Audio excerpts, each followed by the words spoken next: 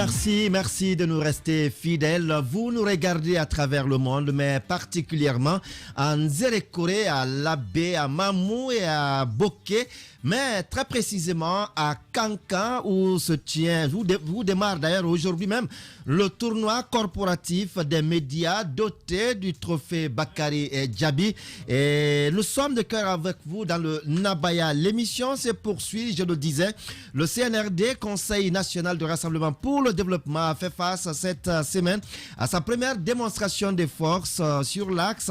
L'axe est en ébullition cette semaine suite à la hausse du prix du carburant à la pompe. Conséquence, ce sont des jeunes qui ont pris d'assaut l'axe faisant le triste bilan d'un mort et des blessés. Tcherno Mamadou Diallo, c'est son nom, a été faussé par une balle dans un salon de coiffure. Un autre pour s'être opposé à l'érection de barricades devant sa cour. Il a été poignardé par des manifestants.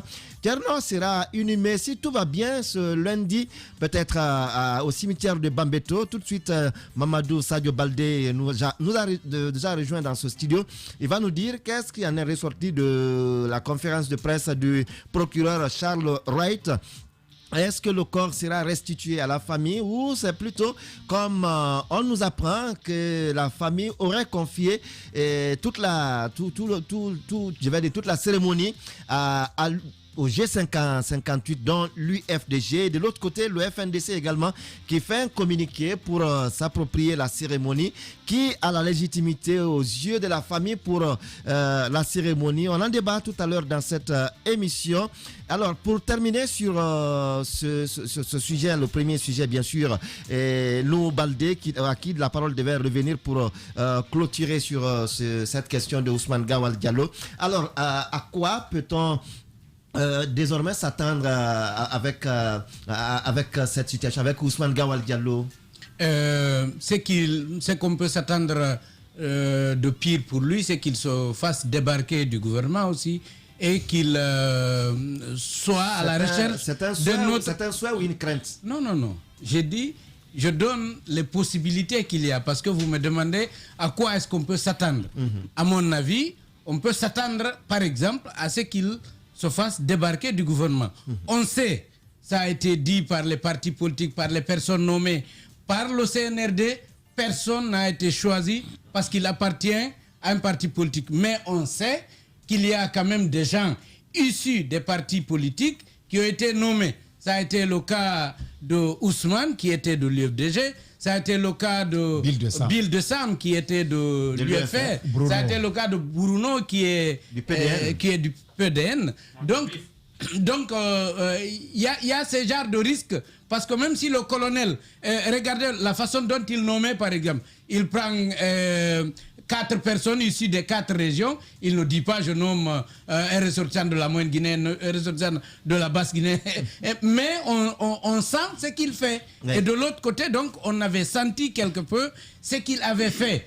Il n'est pas exclu qu'à l'issue des débats qu'on a aujourd'hui, parce qu'on sait que le G58 et plus le RPG Arc-en-Ciel et Alliés sont déterminés, ainsi que le FNDC à imposer un dialogue au colonel Mamadi Doumbouya et à son CNRD. Oui. Il n'est pas exclu qu'à l'issue de tout cela, qu'on aille vers un gouvernement d'union nationale. On peut aussi s'attendre à ce que le colonel lui-même se ressaisisse, même s'il n'appelle pas ça gouvernement d'union nationale, mais qu'il y ait une refondation au niveau de ce gouvernement.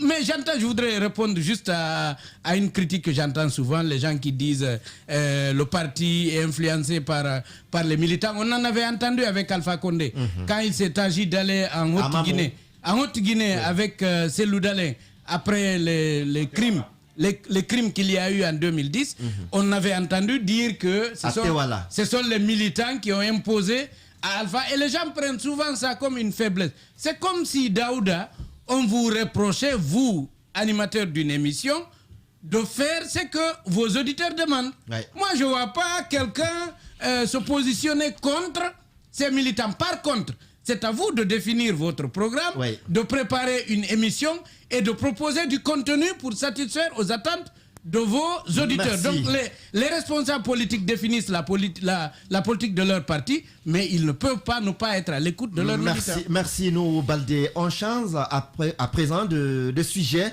Et Mamadou Sadio Baldé, bonsoir.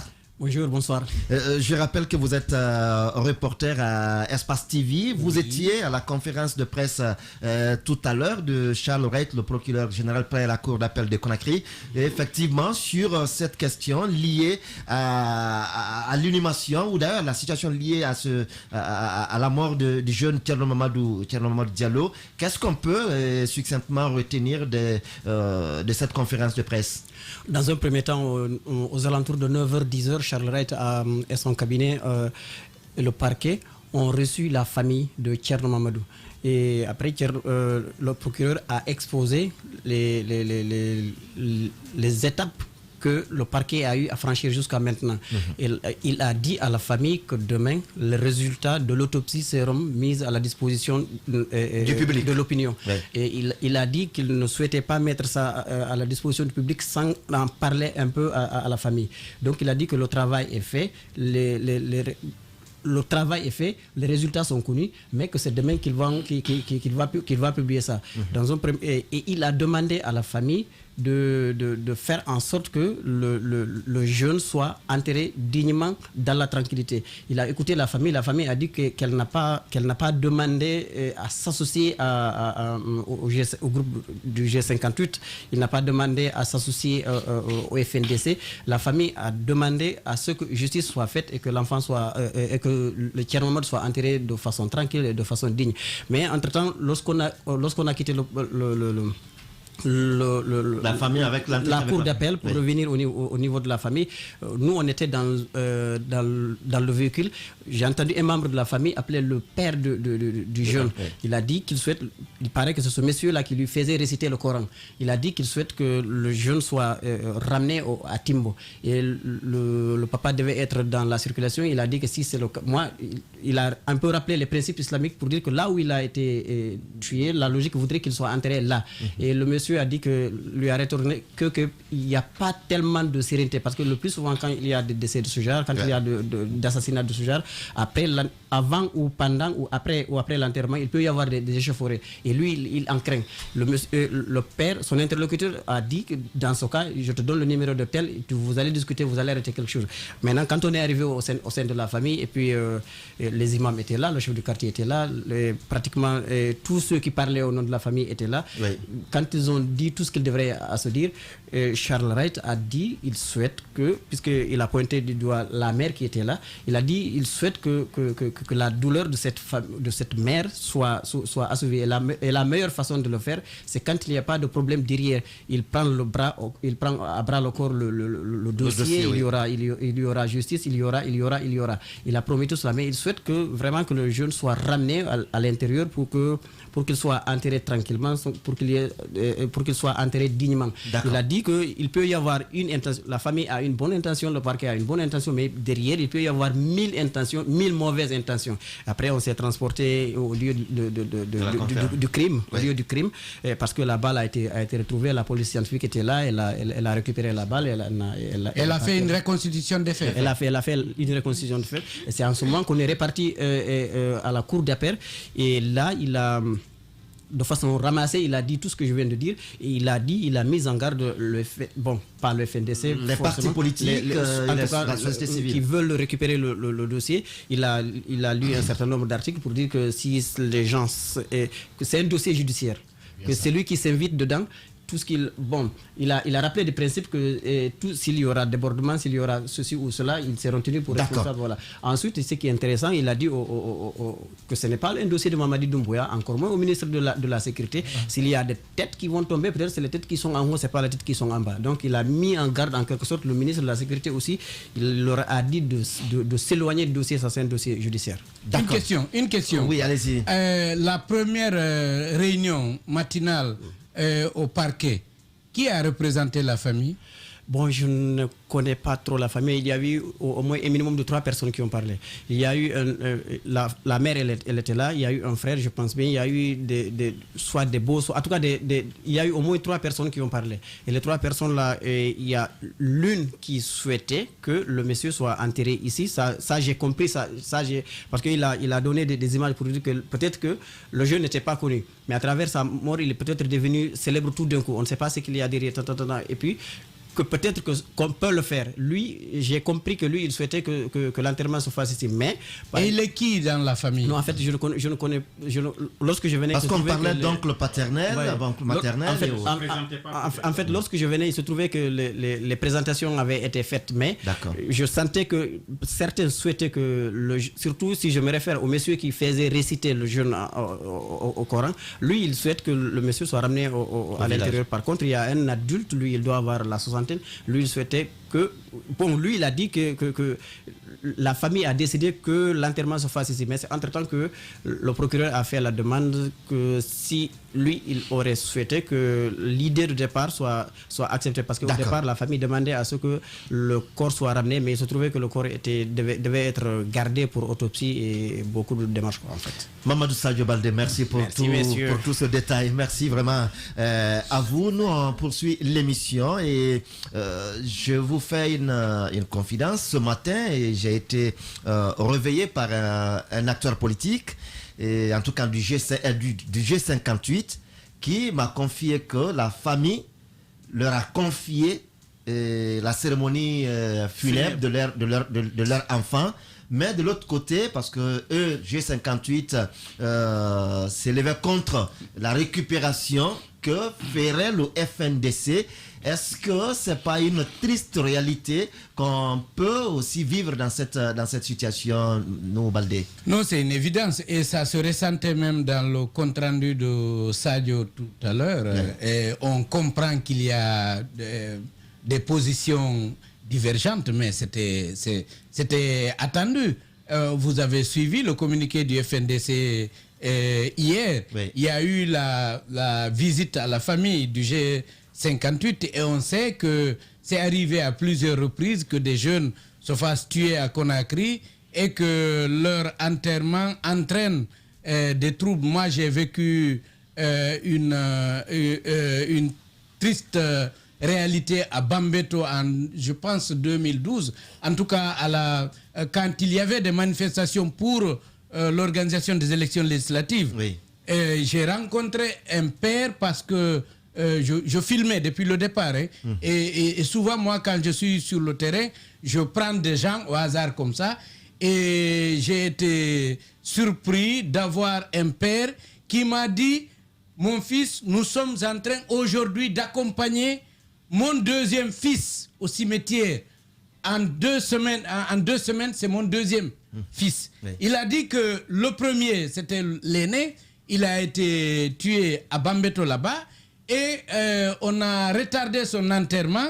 Et 2 semaines, pendant qu'on l'enterrait, son jeune frère a aperçu des policiers qu'il a pris comme les auteurs du meurtre de son frère. Oui. Il s'est attaqué à eux, il les a donc insultés, donc pas attaque physique mais verbale, et on lui a tiré dessus, selon le père. Donc ça, c'est effectivement des choses qui peuvent arriver, on ne le souhaite pas du tout. Mais en même temps, je pense qu'il ne faut pas négliger la position de certains qui souhaitent qu'on l'enterre et que eux, cela soit pour eux un trophée, une tribune, non pas un trophée. Oui. Personne ne peut prendre la mort de quelqu'un comme trophée. Moi, j'entends les gens raconter ça. Ils le font. C'est des gens qui n'ont peut-être pas de famille. Moi, j'en ai, j'ai 5 enfants. J'ai des frères, je sais. Est-ce que dans cette situation, par exemple, c'est une manifestation spontanée, non appelée ni par le G58, ni par le RPG, par personne? C'est une manifestation spontanée. En quoi ils peuvent aujourd'hui vouloir que ce soit eux qui soient à la tête de D'abord, moi, j'ai pas eu les confidences que vous avez eues. Oui, mais vous avez lu les communiqués. C'est ça que j'étais en train de dire. Voilà, vous avez je lu n'ai les pas eu les communiqués. confidences que vous avez eues, mais j'ai vu le communiqué du FNDC et je suis d'ici, je connais beaucoup de personnes. Je sais que même en famille, les responsables du G58 avaient clairement dit qu'on allait lui accorder un enterrement digne. Mais je voulais dire, parce que j'ai décrit un aspect où il y a eu des troubles. Il y en a où on a enterré dignement et les gens sont rentrés chez eux sans aucun bruit, sans aucun problème. C'est arrivé à plusieurs reprises et il ne faut pas négliger aussi que le procureur est aujourd'hui du côté des autorités et c'est quelqu'un qui craint qu'il y ait des problèmes et il ne faut pas non plus exclure de la manipulation du côté du pouvoir qui craint qu'on continue à parler d'un meurtre parce que c'est une défaite de leur gestion et qui ne souhaite donc pas qu'il y ait de la mobilisation demain. Vous, quand même, vous pensez qu'il faut mobiliser? Non, je n'ai pas pris position, j'ai fait une lecture. Je pense qu'il faut parler et écouter la famille. Je pense que c'est le choix de la famille qu'il faut respecter. D'accord. Oui, Diana, sur cette question... Alors moi j'ai écouté... Tu veux poser une question? Vas-y alors. Donc j'ai écouté par rapport à ce que tu as demandé. Même quand Diana ne veut pas parler. Moi j'ai demandé. Elle a entendu. Moi j'ai demandé quand même. Alors je vais m'exprimer. Donc, je crois que c'est super important là ce sujet. J'ai écouté, comment il s'appelle, Ablaye Oumousso ce matin, qui parlait qui intervenait dans une radio et qui parlait. Vous me dites. Allez-y, c'est vous qui avez la parole là. Je me distraire. Donc j'ai écouté Ablaye Oumousso. Si, c'est moi qui ai demandé. Donc j'ai écouté Ablaye Oumousso ce matin qui parlait lorsque le journaliste lui a demandé est-ce qu'ils allaient faire une récupération ou pas. Il dit que non. Eux d'abord ils sont un mouvement de la société civile. Et puisque déjà il n'y a même pas eu un mot d'ordre de manifestation et qu'il y a déjà un mort, il faudrait quand même qu'ils puissent faire cette marche funèbre là pour montrer déjà une désapprobation, pour montrer aux autorités de la transition que déjà c'est leur première victime et que c'est déjà trop, et que puisqu'ils projettent des manifestations, il ne faudrait pas qu'il y ait encore d'autres victimes qui suivront. Donc selon ce que lui il dit. Donc moi personnellement mon indignation c'est quoi? C'est qu'il n'y a pas eu mot d'ordre de manifestation. Les gens sont sortis. Lui c'est une victime collatérale, comme beaucoup de gens d'ailleurs qui ont été victimes de ce pays. Il y a toujours, quand il y a manifestation, ce sont les gens qui ne manifestent pas en général. Le plus souvent qui reçoivent des balles perdues. Qui sont seulement chez eux, qui reçoivent des balles perdues. Et c'est vraiment déplorable. Ceux qui sont sur le terrain en général n'ont pas de problème. Donc il y a eu une augmentation de carburant. Et il y a eu une spontanéité. Les gens n'étaient pas contents. Ils sont sortis dans la rue, ils ont barricadé des routes. Et imaginez maintenant, est-ce que lorsque le G58 ou l'ANAD ou l'FNDC va demander à ce que les gens sortent, comment ça va se passer? Donc pour demain, si jamais c'est confirmé et que la famille souhaiterait que le FNDC prenne les choses à main et qu'il y ait cette marche funèbre-là, encadrer la marche. Il y a les forces de l'ordre qui sont là, on a des militaires au pouvoir, faites en sorte que... trop de présence aussi des hommes en uniforme. Vous savez, non, j'ai dit des policiers et des gendarmes. Oui, tout à fait. Autre chose, c'est que... Il le disait tout à l'heure, on a assisté à beaucoup d'enterrements ici, de marches funèbres. Il y a eu des marches où il n'y a pas eu de problème. Oui, effectivement, il y a eu des marches où il n'y a pas eu de problème, mais il y a également des marches où les gens marchent... Mais en général, je vais terminer, s'il vous plaît. Les gens marchent et trouvent un policier ou un gendarme qui est arrêté et on l'insulte. Il y en a qui sont lapidés et souvent après l'enterrement, il y a des gens aussi qui prennent d'assaut le rond-point de Bambeto, pas de circulation. C'est ça. Si vous remarquez, c'est après. Donc puisqu'on sait en général que c'est après l'enterrement qu'il y a souvent des échauffourées, qu'il y a des problèmes avec les forces de l'ordre, qui prennent déjà des mesures à l'avance. En quoi faisant par exemple? Bon, s'ils ne doivent pas être là après l'enterrement, que les policiers quittent alors. Si c'est cela, s'ils sont formés pour ça de partir. D'accord, oui. Vraiment, ils sont formés pour ça. Oui, Tcherno Amadou Camara. Oui, je voudrais dire, vous savez, il y a deux sujets. D'abord, par rapport au meurtre, parce que c'est un peu imprudent de parler d'assassinat. L'assassinat voudrait dire qu'il s'agit d'un meurtre prémédité, hein, je pense, du domaine du droit.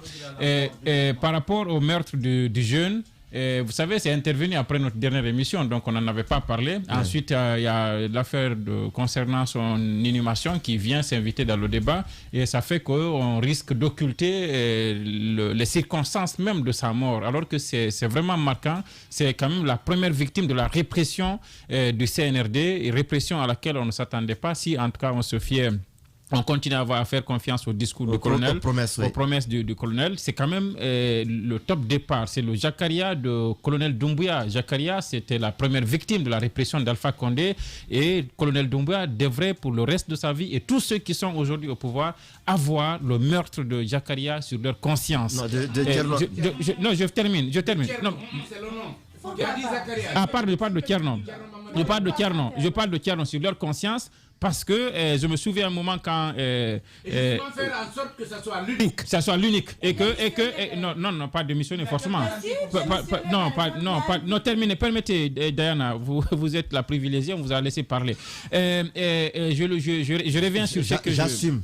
Oui, non, j'ai pas dit pourtant votre nom. Je disais une fois encore que c'était quand même la première victime de quelqu'un qui est au pouvoir, qui est venu par les armes. Et je me rappelle de l'ancien président de l'INDH, M. Kaba. M. Kaba qui disait que quand il y a meurtre dans un pays... Voilà, que quand il y a meurtre dans un pays, tant qu'on n'a pas identifié l'auteur, l'État reste... l'État reste le responsable. C'est pourquoi d'ailleurs le procureur se met en branle, parce qu'il est représentant de l'État et représentant de la société. Donc quand je dis que le colonel Doumbouya doit avoir la mort de Tcherno sur sa conscience, je ne vous dis pas qu'il a pris une Kalachnikov, il allait tuer Tcherno. Mais il est quand même président, c'est la première victime sous son règne. Donc n'aggravez rien qui n'est pas grave. Donc par rapport maintenant... Personne n'a parlé. Non, je parle de Tcherno qui a dit, non, vous n'avez pas suivi, vous êtes sur Facebook. Donc par rapport à l'animation. Oui. Et je suis d'accord que le procureur soit inquiet, c'est quand même le garant de la stabilité, c'est quand même son rôle. Et moi j'aime des gens qui se lèvent, qui jouent leur rôle. Et Charles Rett, il est bien dans ça, même si il est quand même un peu trop spectaculaire aussi. Mais il est là quand même, il essaie de faire son rôle. C'est pourquoi on n'a pas manqué, moi personnellement je n'ai pas manqué de le soutenir dans son bras de fer contre, à un moment avec Bala Samoura. Mais je pense que ce qu'il essaie de défendre là, ce qu'il combat, il est en train de le faire lui-même, parce que l'un des objectifs affichés, je ne dis pas après qu'il n'est pas manipulé par le pouvoir qui ne voudrait pas qu'on parle de ça, mais l'un des objectifs peut-être c'est de ne pas voir que le corps d'un de ses citoyens soit instrumentalisé par des gens qui ont besoin d'images. Mais en même temps, il invite une famille et il vient devant les médias discuter avec cette famille d'un problème que cette famille aurait dû discuter en intimité et avoir toute la liberté de décider si elle doit inhumer son fils ici à Conakry ou à Timbo. Je pense que c'est Timbo. Donc à un moment, ça renvoie. Le message que cette démarche de Sarret renvoie, c'est que on sait que les autorités de Conakry sont beaucoup gênées avec cette histoire de meurtre. On l'a suivi par les déclarations du ministre de la Sécurité qui était apparemment très gêné. Et je pense que le colonel lui-même n'aurait pas aimé qu'on tue quelqu'un dans ces circonstances-là. Donc c'est gênant. Il a présenté ses condoléances. Voilà, il a présenté ses condoléances si on doit croire au compte-rendu du Conseil des ministres. Donc c'est gênant pour les autorités de Conakry qu'on continue à en parler. Alors pour les opposants et pour l'opposition, parce que malheureusement on a fini par établir opposition et pouvoir dans cette transition et c'est quand même désastreux. Pour l'opposition donc, et c'est aussi un combat qu'elle mène, parce que médiatiser l'enterrement de Tcherno peut être un moyen de pression sur les autorités et pour ne pas qu'un autre meure. Et pour cet objectif, je réponds à la question que tu as posée à nous. Je n'appelle pas à quelqu'un à sortir, mais si on me demandait, si c'était à moi qu'on demande, moi j'aurais opté pour qu'on organise des funérailles dignes de ce nom, un cortège à Conakry, sans violence et sans meurtre, mais que cela reste et que cela continue à marquer les esprits tout le temps qu'un policier sera déployé sur le terrain. Oui, Alpha Cabinet Sidimé, sur cette même question. Est-ce que c'est vrai qu'on a pris par l'actualité, le dernier développement de l'actualité, mais est-ce qu'on on avait besoin d'avoir encore un mort dans une manifestation comme telle? Je m'incline devant la mémoire du défunt. C'est vrai, ça fait mal, on n'en a pas besoin.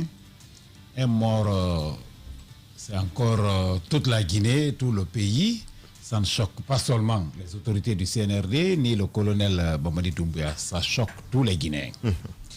On n'en avait pas besoin. Et pour ceux qui disent aujourd'hui forcément qu'il faut faire ceci ou qu'il faut faire cela, j'ai bien aimé une phrase de mon jeune frère Amadou qui dit qu'il y a certains qui sont en manque d'image. Et c'est extrêmement décevant de leur part. Celui qui est décédé, la famille déjà... Il a dit en manque ou en quête? En manque, en quête, tout. Ça, il faut le dire, parce qu'ils sont en manque. Ça, il faut le dire. Parce que je ne peux pas comprendre qu'on fasse un cas de mort un trophée de guerre, de combat. C'est malheureux. C'est malheureux, nous le regrettons. C'est ce qui est en train de se faire. C'est ce qui est en train de se faire aujourd'hui. C'est le RPG qui parle de ce cas, c'est l'UFDG, c'est le FNDC, encore qui d'autre? Force sociale. Force, voilà. Encore qui? Alpha Cabinet. Donc vous voyez, et dans le temps d'Alpha Condé, ça a été toujours. Kerno a rappelé un nom ici, là, un certain Jakaria.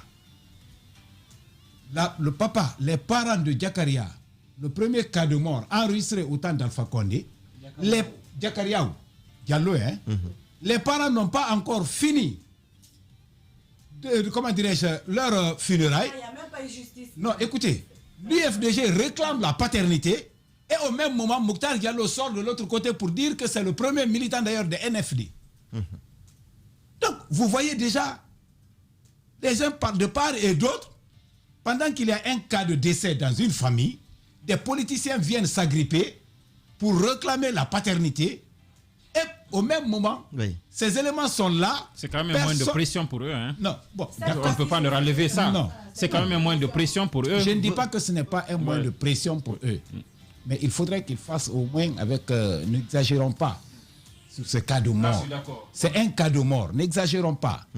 Ça n'appartient à personne, ça appartient à toute la Guinée. À la famille. À la famille surtout. Il y a des manifestations en vue, non? Voilà. Et nous avons vu aussi au temps d'Alpha Condé, parce que vous savez très bien que l'habitude est une seconde nature. L'enterrement qui produit à d'autres cas de décès. Ça s'est passé ici à Bambeto, sur l'axe là, Amdallah et Bambeto-Koza. On vient enterrer 2 corps et le même soir, on parle de 3 cas de décès. Chose qu'il faut condamner avec la chose qu'il faut condamner avec la dernière énergie. Justement, ce n'est pas aussi une raison pour qu'on n'enterre plus. Mais à partir du moment, en ce qui concerne sur le chapitre enterrement, à partir du moment,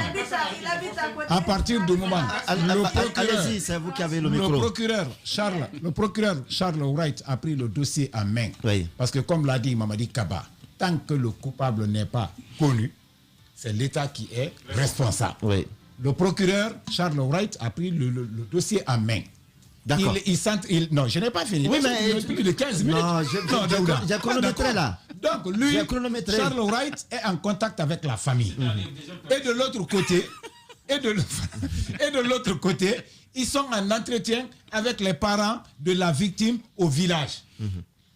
Moi, je préfère, si toutefois, on laisse la famille décider le lieu de l'enterrement. Mais a priori, je privilégie Timbo déjà. Parce que nous savons très bien comment se fasse l'enterrement ici, surtout en pareille circonstance. Je crains que cet enterrement n'entraîne pas... Non, cet enterrement... Laisse les autres aller au bout de leurs idées. Cet enterrement, je ne souhaite pas, du très fond de ma conscience, que cet enterrement entraîne d'autres enterrements. Parce que déjà, nous ne savons même pas dans quelles conditions le jeune est décédé. D'accord. Merci. Nous ne savons pas. Il y a déjà l'autopsie. Il y a déjà l'autopsie. Personne ne sait d'abord. Personne ne sait. Le résultat de l'autopsie. Elle doit avoir les résultats. Il y a des gens qui accusent. Non, il y a des gens qui accusent. Il y a des gens qui accusent les forces de sécurité. Je dis, moi, je ne connais pas. Il y a certains qui accusent les forces de sécurité, pendant qu'il y a d'autres éléments aussi très proches de la famille qui accusent certains jeunes du quartier. Donc, pour le moment, rien n'est établi. Oui, Mamadi Terna Kamisoko. On va avancer. Mamadi Terna Kamisoko, vous avez la parole. Allez-y. Je peux parler, s'il vous plaît. Allez-y, c'est votre micro qui est ouvert. Voilà. Je préfère Timbo. Allez-y. Je pense qu'il faut saluer la proactivité de Charles Wright sur ce dossier. Et depuis que ce cas de mort est intervenu, on a vu le procureur général près la cour d'appel de Conakry à l'œuvre pour comprendre réellement ce qui s'est passé. C'est ce qu'on demande au procureur et la facilité qu'il a eue depuis que le cas de mort est intervenu est à saluer parce qu'il a eu le temps et on l'a autorisé à descendre sur le terrain, à faire un transport judiciaire, à aller sur le terrain, à reconstituer les faits. Et on a dit que la douille même de la balle qui a tué l'intéressé a été retrouvée. Ça veut dire que c'est une avancée majeure. Et avant, on n'assistait pas à tout cela. Quand il y a des cas de... Absolument. Quand il y a des cas de mort, les enquêteurs avaient du mal à descendre sur le terrain pour reconstituer les faits parce qu'ils n'étaient pas les bienvenus au niveau de ces zones de tension. Donc, pour ce début, je pense que la collaboration entre le procureur général et les quartiers qui sont concernés par ces manifestations, et cette collaboration est à saluer pour un départ. Mais je me dis que cette pagaille qu'il y a, qui est en train de naître autour des funérailles de ce jeune, ne devrait pas exister. Nous parlons d'un cas de mort. C'est un dossier qui doit heurter des sensibilités, mais pas prendre ça comme un trophée de guerre, et Sidimé l'a rappelé tout à l'heure. Je ne peux pas comprendre qu'un jeune décède dans un mouvement purement social, parce que c'est intervenu au lendemain de l'augmentation du prix des produits pétroliers à la pompe. Oui. Ça n'a pas intervenu après l'appel à manifester du Front National de la Défense de la Constitution. Le cas de mort n'est pas intervenu non plus à la suite d'une invite des formations politiques. Ou même sociales. De quoi se mêle-t-il ? C'est la question qu'il faille se poser. Oui, ben ça peut aussi être un moyen de pression. Je me dis, sur les autorités de la transition. Il n'y a pas lieu de faire de ça un moyen de pression. Il y a un monsieur qui est décédé, il a une famille, il revient à la famille de porter le dossier, de venir vers le procureur, demander des explications, exiger même des explications. Oui, mais c'est comme je vous ai dit, c'est comme j'ai dit à l'entame, permettez que je place là, je l'ai dit à l'entame, un acteur politique qui me dit ce matin que c'est la famille même qui leur a confié la cérémonie funèbre de leur enfant. C'est-à-dire au G58. Je vais vous dire ce qui se cache. Je vais vous dire ce qui se cache. Oui. Si vous vérifiez bien, vous vous rendrez compte que c'est eux-mêmes, les partis politiques, qui ont démarché auprès de la famille pour avoir l'inhumation. Par le simple fait qu'aujourd'hui, tout le monde sait que le CNRD a interdit les manifestations politiques et sociales. Donc c'est une façon pour eux, c'est une récupération pour eux de organiser une marche funèbre, permettre aux gens de descendre dans les rues, récupérer les artères publiques après l'inhumation et provoquer d'autres heures ou d'autres débordements entre c'est une opération de test. Mais absolument. Entre les forces de l'ordre et les jeunes manifestants. Je crois qu'aujourd'hui, on n'a pas besoin de tout cela. D'accord. On a expérimenté les manifestations politiques dans ce pays. Ça nous a apporté des dégâts, que des dégâts. D'accord. Je pense qu'il faut sortir de cela. Il va falloir que les gens évoluent. Il va falloir qu'on sorte de toute cette pagaille dans la rue. Il va falloir également qu'on arrête de tirer à balles réelles Daouda, je vais vous dire, lors des manifestations. Daouda, ce qui est difficile ici, ce qu'on refuse de dire, c'est qu'aujourd'hui, je ne parle même pas de la Guinée, je parle de l'Afrique. Il ne peut pas y avoir pour le moment de manifestations en Guinée ou en Afrique avec l'ampleur qu'on connaît chez nous, avec le degré de violence qu'on connaît chez nous, dans les rues, et qu'il n'y ait pas de cas de blessés ou de morts. Oui, mais si on l'organise, les forces de l'ordre sont formées pour ça. Daouda, je pense que ce ne sont pas quand même des militaires, ce sont des gendarmes et des policiers. Ils sont formés pour le maintien d'ordre. Nous évoquons un dossier extrêmement sensible. Oui. Lorsque nous l'abordons, il va falloir que nous soyons sûrs de ce que nous disons. D'accord. Moi, je ne suis pas là pour polémiquer. Je suis là pour dire que aujourd'hui, nos forces de défense et de sécurité n'ont aucun moyen de sécuriser une manifestation violente aujourd'hui. D'accord. Ils n'en ont pas les moyens. D'accord, merci. Oui, et tout ce qui a été expérimenté ici, j'ai couvert... Non, Daouda, laisse-moi finir, pardon. Tchorno Amadou a suffisamment eu de temps. Oui. Laissez-moi aller au bout de mes idées. Depuis 2012, oui, je couvre les manifestations politiques en Guinée. Depuis 2012, je couvre les manifestations politiques en Guinée. C'est pour vous dire que tous ceux qui sont là, nous savons ce qui se passe sur le terrain. D'accord. Même si certains veulent cacher la réalité des choses. D'accord. Comme les Tchorno Amadou. Oui. Il va falloir qu'on sorte de cela. Oui, d'accord. Qu'on dise aujourd'hui qu'il n'y a aucun moyen. Vous êtes largement compris. Une manifestation violente dans les rues de Conakry aujourd'hui. Il n'y a pas de moyen pour l'encadrer. Je suis flatté qu'ils soient fantasmés sur moi. Ce que je vais dire, on était là depuis 2000 aussi peut-être 13 ou non, on est venu un peu après vous. Mais ce que je veux dire, pour quand même un peu reconnaître le sens de l'intervention de Ternam, il faut quand même dire que quand vous parlez de l'usage des armes, il faut quand même dire qu'il y a une loi qui a été votée et qui autorise l'usage des armes sur le terrain de maintien d'ordre. La loi qui avait été votée à l'époque où l'UFDZ et l'UFR avaient quand même des groupes parlementaires représentatifs à l'Assemblée nationale. Je pense que je ne suis pas le seul non, la loi anti-casse, elle est antérieure à celle-là. Elle a été votée récemment. Donc, et ça, on le sait d'OSA. Donc, quand les gendarmes, les policiers font usage d'armes sur le terrain, il faut voir à quel niveau ils ont fait usage de l'arme et pourquoi ils ont fait usage de l'arme. Mais a priori, le reproche qu'on faisait à la police de descendre sur les armes, avec les armes sur le terrain avait été réglé par le fait que cette loi a existé finalement et qu'elle leur autorise. Même s'il faut aussi rappeler que le maintien d'ordre, c'est jusqu'à 18h. Au-delà de 18h, je le rappelle juste pour qu'on... Voilà. Donc, non, on n'est pas... Non, moi, je suis pas en train de faire... Non, moi, je suis pas en train de faire le procès. Moi, je suis pas en train... Moi, le prix du carburant a eu lieu à 23h. Non, c'est le lendemain, il y a eu manifestation. C'est le lendemain, il y a eu manifestation. C'est pas le même jour. Mais Terna a accepté quand même, on vous a laissé parler.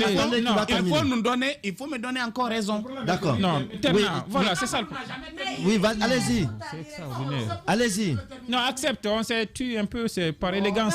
Ce que je suis en train de dire, en fait, le meurtre de Tcherno, malheureusement, bon, c'est ce que je disais, parce que si tu es sur une lancée, on te perturbe finalement.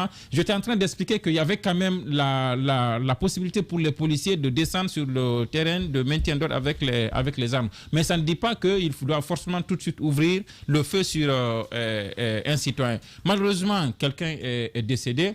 Et il y a des éléments, bon, pas des éléments, mais des personnes de la société civile et aussi des acteurs politiques qui veulent faire de ce meurtre-là un exemple, une sorte de symbole, et pour attirer l'attention de ceux-là qui sont au pouvoir. Et moi, je revenais, voilà, je reprends maintenant le fil. En fait, je revenais pour préciser une chose, parce que j'ai assisté à une discussion avec mon grand frère et cher ami Charles Wright, où il rappelait quand même que, avec brio d'ailleurs, que la loi sur la liberté de la presse, même si elle nous protège, cette loi qu'on ne connaît même pas, elle ouvre quand même des brèches et elle peut vous envoyer en prison, parce que si vous appelez à des manifestations et que les manifestations là tournent au meurtre, vous pouvez quand même aller en prison. Maintenant, je le dis parce que il faut préciser, quand je dis tout à l'heure que moi je suis pour qu'on organise ces manifestations. En tant que citoyen, si on organisait ces funérailles demain et que j'ai le temps, si je trouve une pancarte, je suis preneur pour descendre dans la rue et tenir la pancarte. Non, tu as le temps, mon frère. Maintenant, je termine. Tu as le temps. Vous n'êtes pas le gérant de mon calendrier. Pas. Je finis. Si j'ai le temps, je suis prêt à prendre une pancarte et aller à ce... Parce que je pense quand même qu'il faut profiter de ces funérailles pour marquer cet événement, le meurtre de quelqu'un sous le CNRD, afin que ce symbole reste gravé dans nos mémoires et que plus jamais cela n'intervienne. Maintenant, si les acteurs politiques, même si on intéresse le Tierno à Timbo, les acteurs politiques ou la société civile est libre d'organiser une manifestation à Conakry, je termine. Non, mais justement, Tierna, vous devez sortir dans ça.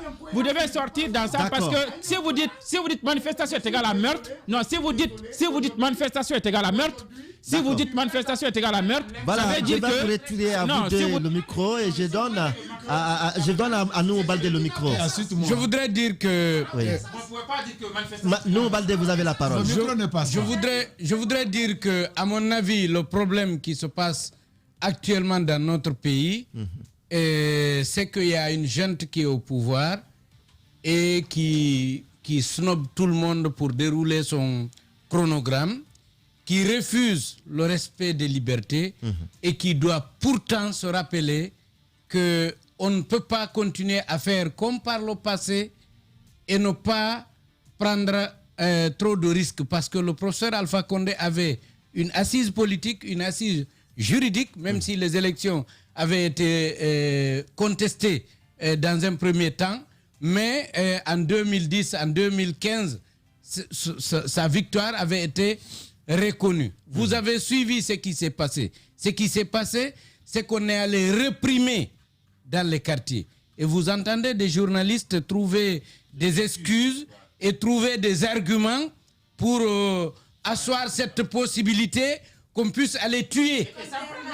Je pense qu'on ne doit pas oublier que le même jour, il y a eu promotion de la violence. S'il y a quelqu'un qui fait la promotion de la violence, s'il y a quelqu'un qui fait la promotion de la violence, c'est celui qui encourage les manifestations aujourd'hui. Il y a eu un cas de blessé qui accuse d'autres manifestants. Je pense que les gens ne font pas souvent l'effort chez nous ici d'écouter les réactions ou les explications des victimes. D'accord. Vous écoutez Alpha Mamadou Diallo qui a été blessé et dont certains avaient annoncé même la mort. Moi, j'ai entendu des journalistes dire carrément qu'il a succombé à ses blessures. Oui. Voilà, effectivement. Alors que nous, on est allé, c'est lui qui nous a reçus, c'est lui qui a reçu notre journaliste qui a montré les pierres entassées, ses habits ensanglantés et lui-même son corps, ses blessures. Je pense que lui, si vous l'écoutez, dans la vidéo en tout cas que nous, on nous a rapporté, il explique qu'il n'a pas souhaité la manifestation. Contrairement à ce que certains aussi racontent, c'est pas forcément parce qu'il est pro-CNRD. C'est qu'il a peur que la manifestation n'engendre une répression chez eux, alors qu'il a sa maman âgée dans la cour. C'est ce qu'il a expliqué aux jeunes. Et il a été blessé par qui? Très malheureusement, on ne parle pas de lui. Non, justement, parce qu'il n'est pas mort. Parce qu'il n'est pas mort. Non, on ne parle pas de lui pour deux raisons. Daouda, laissez-moi placer ça. Je vous reviens tout à l'heure. Daouda, laisse-moi placer ça. Il y a l'autre qui a la parole. Oui, mais je vais lui donner le micro. Je pense que c'est intéressant quand même. Je vais te donner de l'interactivité. qu'on s'écoute aussi. Je pense que cette méthode, on pose des actes. Des Guinéens protestent, ils ne sont pas d'accord. Oui. On envoie des gens pour réprimer, pour tuer. Et des journalistes se mettent à justifier, à expliquer et à criminaliser les victimes. On a vécu ça sous Alpha Condé. On ne peut pas continuer à nous servir la même chose et croire que ça peut améliorer la situation. Oui, Terna, rapidement. Nous n'avons pas parlé.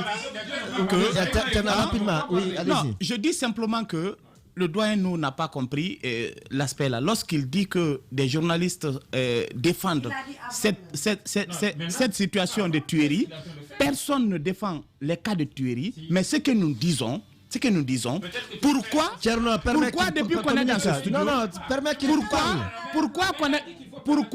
pourquoi depuis qu'on est dans ce studio, personne ne parle du cas de jeune qui a été blessé, simplement parce qu'il a été blessé par des manifestants, par des gens qui sont venus attaquer sa famille. Ce n'est pas les forces de l'ordre qui ont attaqué la famille du jeune. Non, John Ramadou, ce que je vous dis, est-ce que c'est les forces de l'ordre qui ont attaqué cette famille? Ce ne sont pas les forces de l'ordre qui l'ont fait. Ce sont des manifestants. Toi et moi, John Ramadou, on a été à Kalenko. Ce qui s'est passé à Kalenko, on était sur place. Non, je te dis, on a été à Kalenko après qu'on ait brûlé 4 jeunes enfants dans une famille. Ils n'étaient pas dans une manifestation politique. Ce n'étaient pas les forces de l'ordre qui ont tué sur eux. Mais ce sont des gens, ce sont des militants qui sont partis brûler leur maison. D'accord. C'est pour te dire que, ce que vous dites pour le moment n'a aucun sens. Vous refusez de voir la réalité. Il faut l'interdire jusqu'à nouvel ordre. Jusqu'à ce que l'État ait les moyens, de les encadrer. D'accord. Merci. Vous êtes largement compris.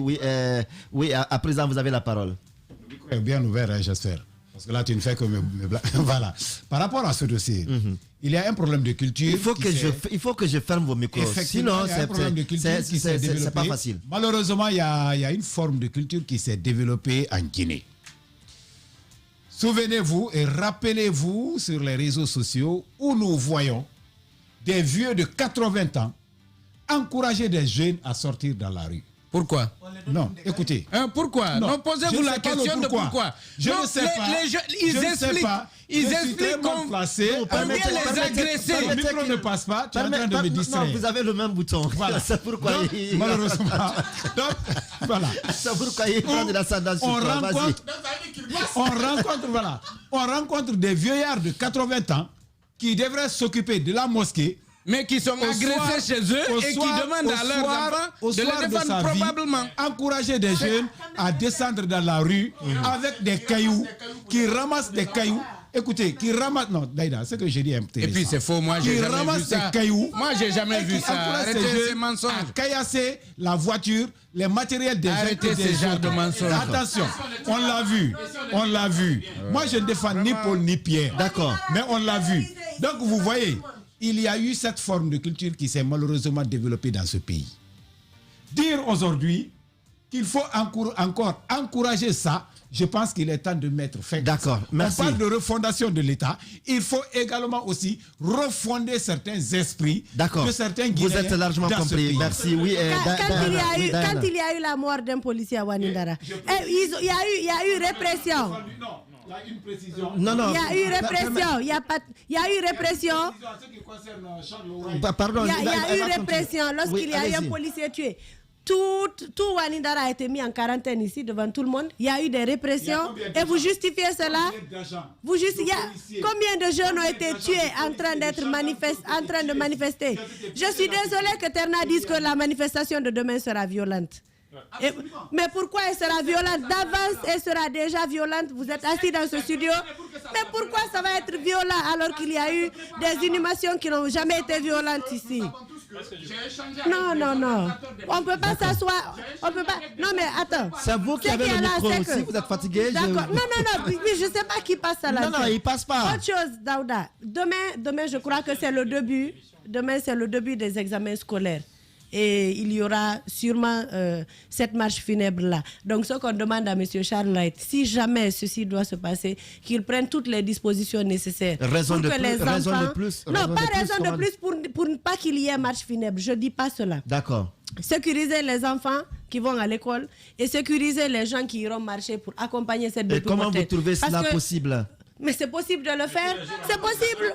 Ils disent c'est possible de le faire. Le procureur n'a pas dit qu'il ne peut pas le faire. Il a demandé, il a fait une doléance de ce soir. Mais je pense que c'est symbolique. Hein.